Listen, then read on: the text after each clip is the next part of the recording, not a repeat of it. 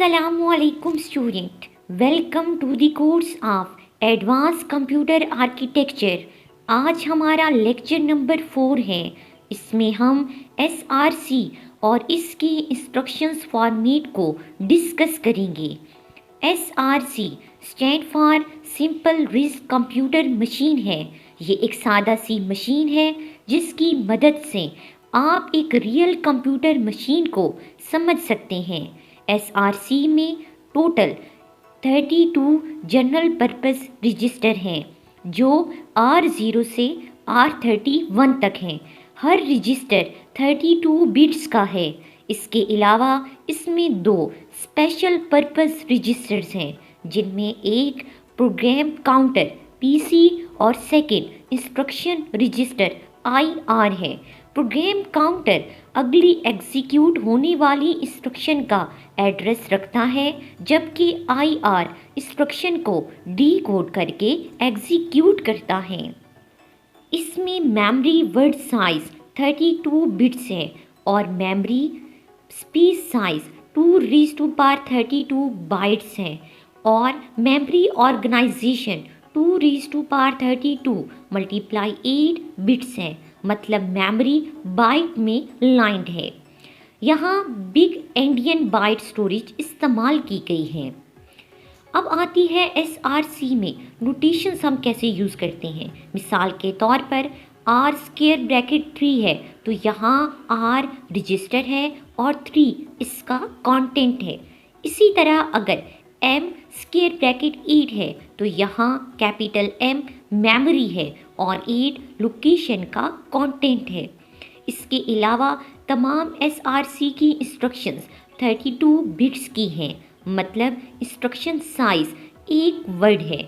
तमाम ALU instructions 3 operands रखती हैं जिनको अभी हम डिस्कस करेंगे और मेमोरी को सिर्फ लोड और स्टोर ऑपरेशन से एक्सेस किया जा सकता है। SRC फ्यू एड्रेसिंग मोड को सपोर्ट करती है।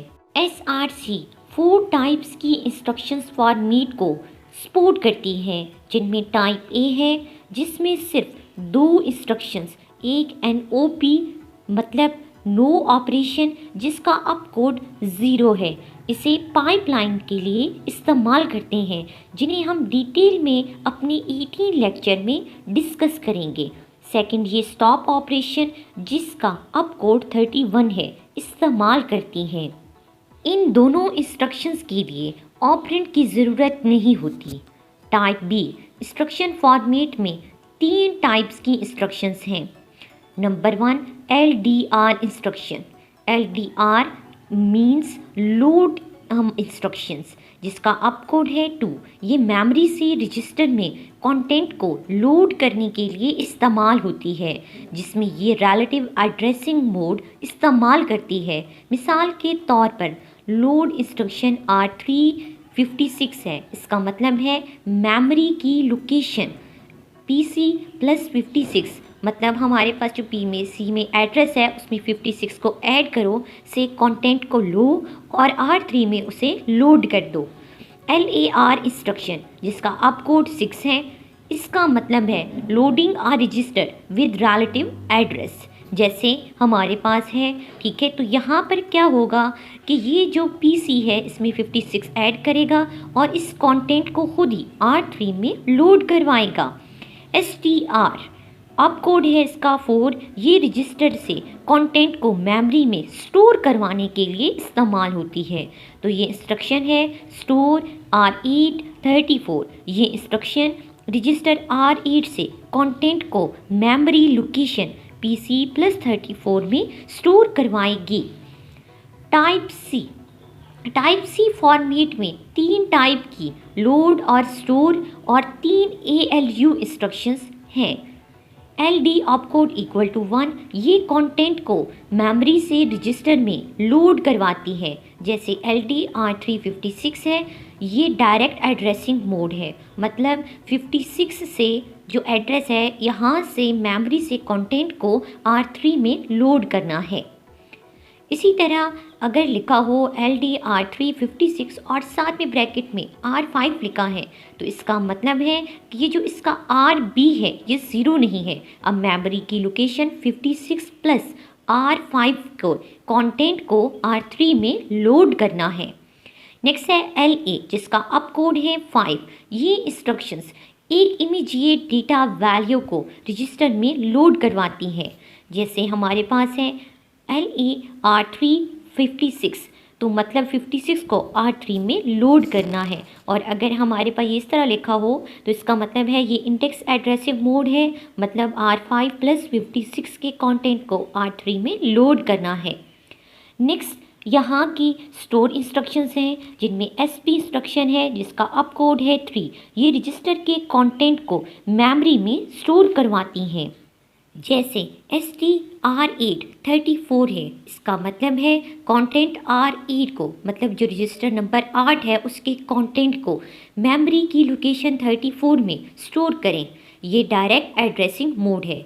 इसी तरह अगर हो कि स्टोर R8 34 साथ R6 हो तो ये इंडेक्स एड्रेसिंग मोड है, मतलब R8 के कंटेंट को memory location 34 plus register R6 में उसको स्टोर कर दो। C टाइप में 3 ALU इंस्ट्रक्शंस भी हैं जिनमें इमीडिएट एडिशन है जिसका अप कोड है 13 और इसको हम लिखते हैं ADDI। तो इमीडिएट एडिशन इंस्ट्रक्शन अगर इस तरह लिखा हो R3 R4 56 तो इसका मतलब है कि जो रजिस्टर नंबर है R4 प्लस 56 को R3 में लोड करें।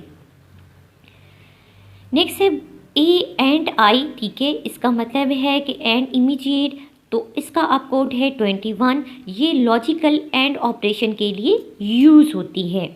इसी तरह अगर हो ORI तो ये लॉजिकल आर ऑपरेशन के लिए यूज़ होती है। इसका अप कोड है 23 कि हमारे पास दो रजिस्टर हैं, ठीक है, उनके दरमियान लॉजिकल आर ऑपरेशन लगाओ और उसको R3 में लोड करवा दो। टाइप C इंस्ट्रक्शंस को शिफ्ट इंस्ट्रक्शन में भी इस्तेमाल किया जाता है। ये शिफ्ट इंस्ट्रक्शंस टोटल 4 हैं। Number 1 SHR is the instruction used to shift the bits by using value in 5-bit C3 field। यहाँ की जो C3 फील्ड है उसको भी अब हम यूज़ करेंगे एज अ काउंट और ये वैल्यू को राइट साइड पर शिफ्ट करवाती है। इसका अप कोड है 26। जैसे लिखा हो SHR R3 R4 7 तो R4 को 7 टाइम्स राइट से शिफ्ट करके R3 में लोड करें। इसी तरह SHRA है तो ये arithmetic shift right by using value in C3 field, जिसका अप कोड है 27। इसी तरह SHL है, इसका अप कोड है 28।